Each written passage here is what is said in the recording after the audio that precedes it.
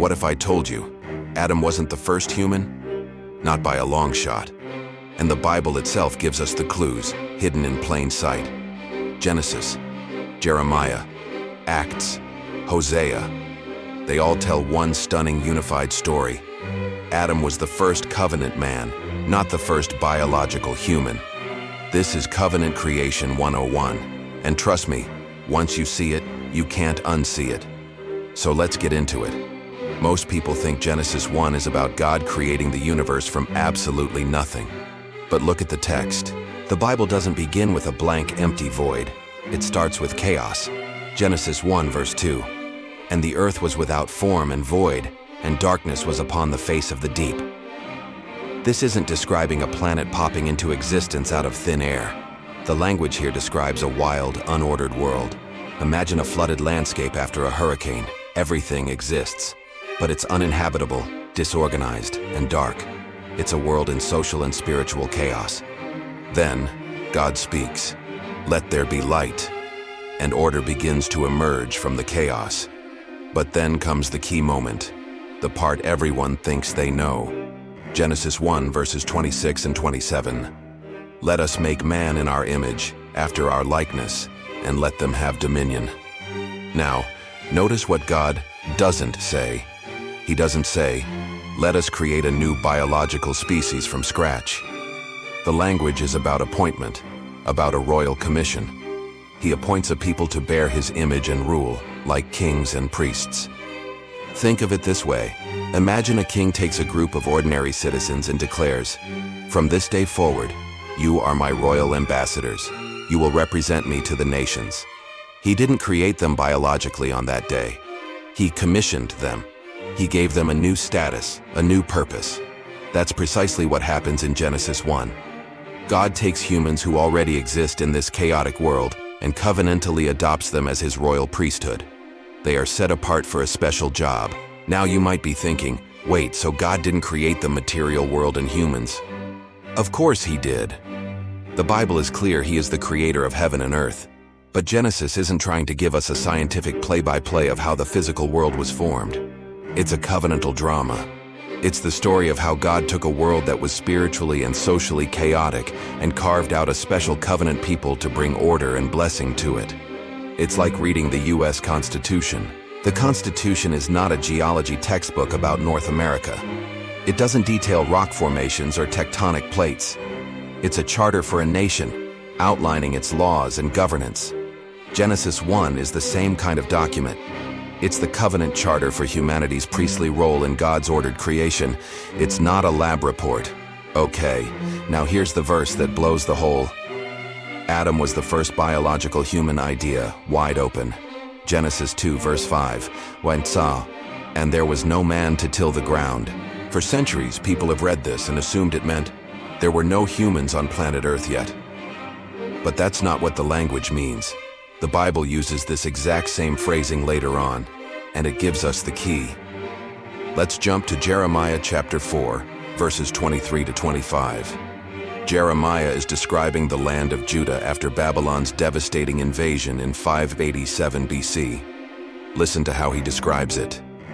"I looked at the earth, and it was formless and void, and to the heavens, and they had no light. I looked, and there was no man, and all the birds of the heavens had fled. I looked, and the fruitful land had become a wilderness." Does that sound familiar? Jeremiah is intentionally mirroring the language of Genesis 1. But here's the crucial part. We know humans existed elsewhere in the world, and even in the country of Judah when Jeremiah wrote this. He's not saying the entire human race was wiped out. He's describing the covenant land after judgment. It's desolate, emptied of its covenant people. It's as if Eden itself has been undone. Imagine a once thriving capital city after a war. The streets are empty, the government buildings are bombed out, and life has scattered. The wider nation might still exist, but its covenant center, its heart, is desolate. That's the meaning of the phrase, "There was no man," in Genesis 2:5. The land had no covenant man to work it, not that there were zero humans on the entire planet. Adam's formation in Genesis 2:7 is the story of God forming a covenant people to re-inhabit and cultivate that sacred land, just like he would later replant Israel in that same land after their exile. It's a pattern. And this covenant language doesn't just stop in Genesis. The prophets pick it up and run with it. Check out Hosea chapter 2 verse 18. And in that day, I will make a covenant for them with the beasts of the field, the birds of the heavens, and the creeping things of the ground. Now, let's be real. This isn't about God signing treaties with literal cows and pigeons. This is prophetic code language. In this symbolic world, man represents covenant Israel, the family of Adam, and the beasts, birds, and creeping things represent the nations outside the covenant, the Gentiles. Jeremiah 31:27 echoes this very same idea. I will sow the house of Israel and the house of Judah with the seed of man and the seed of beast.